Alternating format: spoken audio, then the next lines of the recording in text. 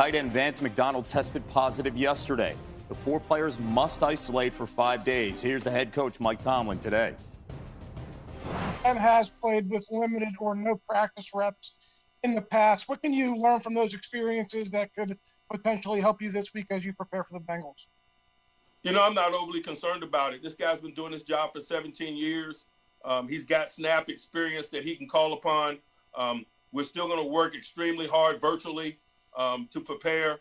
A lot of his work is above the neck anyway in terms of preparation. I have very little concern about it, to be quite honest with you. NFL insider Jeremy Fowler joining us now with much more on this story on SportsCenter. What's the likelihood the Steelers will have Roethlisberger back for Sunday's game against the Bengals? Well, Kevin, great to be with you. And the team feels fairly confident that Roethlisberger will continue to test negative on his COVID testing. Now, if he gets 5 straight days, he can return to the team Saturday. Now, they won't know until the morning of every day, but I'm told that he's been really diligent in this entire process to basically quarantine himself the last few months. He goes to and from work, goes home and hangs out with his family. So everybody feels confident that things will push through here. And as for the rest, you heard Mike Tomlin. The Steelers have had cases where Roethlisberger got 0 practice reps in a week, came out and threw for 400 yards. So this is a guy who gets lots of rest days, has various ailments. His knees are a little sore from that Cowboys game last week, so the rest will do him some good. Okay, now let's go around the league. The NFL and the NFLPA, they've reported a total of 56 employees testing positive for COVID-19 in their most recent period.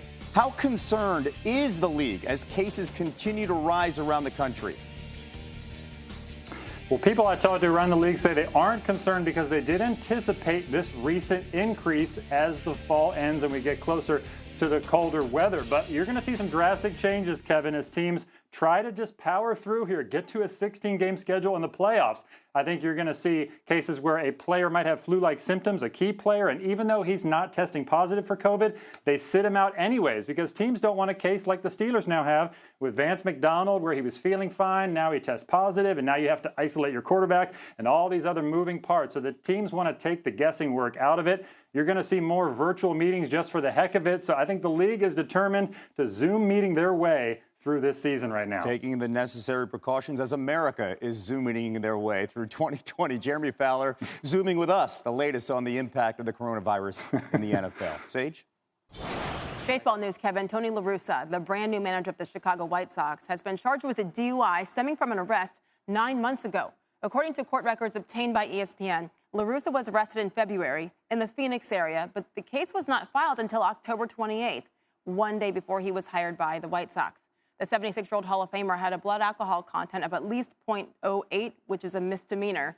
This is the second known drunk driving arrest for La Russa, who was reached by ESPN last night saying, quote, "I have nothing to say," end quote, and then he hung up.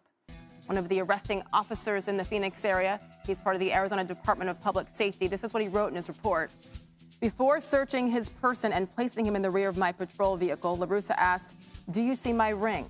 I asked La Russa what he was talking about. La Russa stated, "I'm a Hall of Famer baseball person." While placing him in the rear of my patrol vehicle, La Russa stated, "I'm legit. I'm a Hall of Famer, brother. You're trying to embarrass me," end quote. PTI has thoughts on this story. Here's Michael Wilbon and Tony Kornheiser. All right, Wilbon, what should the White Sox do about Tony La Russa being charged with DUI? Probably back out of the agreement that they have with him, Tony.